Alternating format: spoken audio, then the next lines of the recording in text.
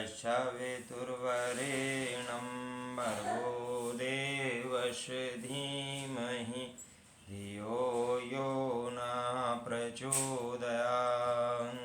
ओम परमात्मने नमः। आत्मैवेदं जगत्सर्वं ज्ञातं येन महात्मना यद्रक्ष्या वर्तमानं तं निषेध्यं क्षमेत् कः। आत्मा एव ही इदम, यह जगत संसार सर्वम सब कुछ ज्ञातम जान लिया है। एन जिसने महानात्मा ने यद रक्षा भाग से प्रारब्ध से वर्तमानम बरतने वाले तम उसको निषेध्यम निषेध करने को क्षमेत समर्थ है कहा। माने कौन? जिस महात्मा ने इस संसार को आत्मा रूप में जान लिया है, जिसने यह जान लिया है कि संपूर्ण संसार उसी आत्मा का रूप है, प्रारब्ध के वशीभूत हुए इस महात्मा को निषेध करने में कौन समर्थवान है?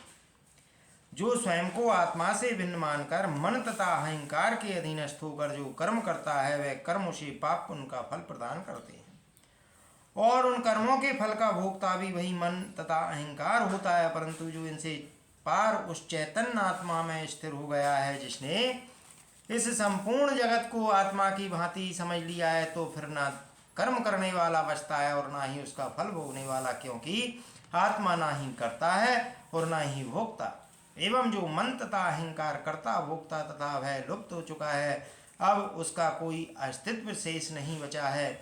इसलिए पाप पुण्य होने का कोई प्रश्न ही नहीं उठता है, अर्थात पाप पुण्य होता ही नहीं है। जनक यही ये बात कह रहे हैं कि जिस महात्मा ने संपूर्ण जगत को आत्मा की भांति समझ लिया है, उस ज्ञानी को अपनी इच्छानुसार व्यवहार करने से कौन रोक सकता है?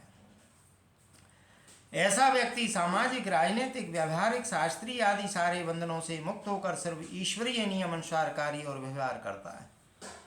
उसका संपूर्ण कार्य स्वयं के विवेक पर आधारित होता है, अतः वह अपनी इच्छा अर्थात आत्मा की इच्छानुसार ही कार्य करता है। वह चित्त, बुद्धि, अहंकार और शरीर इत्यादि की इच्छा के अनुसार नहीं चलता। इन संबंधनों से मुक्त होकर परम स्वतंत्रता की अनुभूति करता है। जब दूसरा मौजूद हो तथा पाप पुण्य की संभावना होती है, जब दो है ही नहीं तो कौन पाप करेगा, किसके संग पाप किया जाएगा, कौन भोगता है, कौन भोग है, यह पाप पुण्य द्वैत की ही भाषा है, अज्ञानी की भाषा है। ज्ञानी में एकत्व का भाव पैदा हो जाता है, भिन्नता का भाव समाप्त हो जाता है, दो का अंतर ही खत्म हो जाता है। फिर कैसा पाप पुण्य? जैसे शरीर का एक अंग किसी दूसरे अंग को कष्ट नहीं पहुंचा सकता, बल्कि सहयोगी करता है। यदि जाने अनजाने में कष्ट पहुंचा भी दिया तो ना तो उसका दूसरा अंग उसका बदला लेता है, ना ही उससे क्षमा याचना करता है, ना ही पहले वाले अंग को कोई पाप लगता है कि वह इस कर्म का फल भुगतेगा ही। वह अंग नरक में पहुंचेगा, शेष सारे अंग स्वर्ग में पहुंचेंगे, ऐसा कभी भी नहीं होता है। यह पाप पुण्य, स्वर्ग नरक तथा दया, क्षमा इत्यादि द्वैतवादी धर्म की मान्यताएं होती हैं, जो कि अज्ञानी के निमित्त होती हैं। आध्यात्म को प्राप्त हुआ ज्ञानी इन सबसे पार हो जाता है, उसे एकत्व को बोध हो जाता है, फिर कोई पाप पुण्य नहीं होता है।